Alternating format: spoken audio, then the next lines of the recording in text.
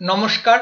2025 সালের বাজেটে গুরুত্বপূর্ণ বিষয় হলো 12 লক্ষ টাকা ইনকামের উপর আপনাদের কোনো রকম ইনকাম ট্যাক্স পে করতে হবে না যদি আপনারা নিউ ট্যাক্স রেজিমে আপনাদের ইনকাম ট্যাক্স রিটার্ন জমা দিয়ে থাকেন।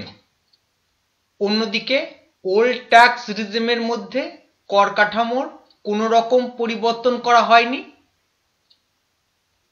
আয়করের নিউ স্ল্যাব রেট আপনাদের সামনে খুব সংক্ষেপে তুলে ধরার চেষ্টা করব।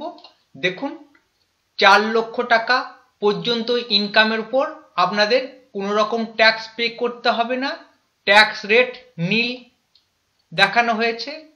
অন্যদিকে 4 লক্ষ থেকে 8 লক্ষ টাকা ইনকামের উপর আপনাদের দিতে হবে 5% ট্যাক্স।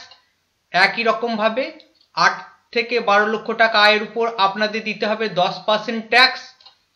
12 থেকে 16 লক্ষ টাকা আয়ের উপর আপনাদের পে করতে হবে 15% ট্যাক্স। একই রকমভাবে দেখুন, 16 থেকে 20 লক্ষ টাকা আয়ের উপর আপনাদের 20% ট্যাক্স দিতে হবে।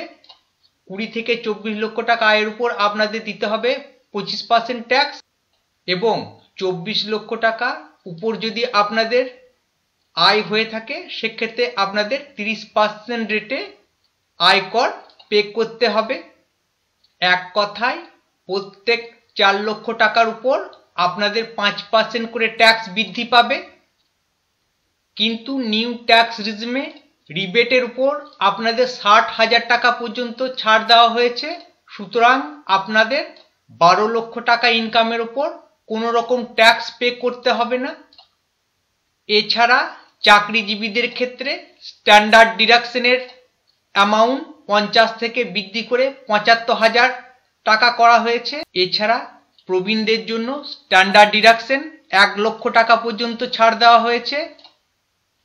আপনারা জানেন যে ইনকাম ট্যাক্সের ডিউ ডেটের পর আপনারা গত 2 বছরের আপডেটেড রিটার্ন করার সুযোগ পান।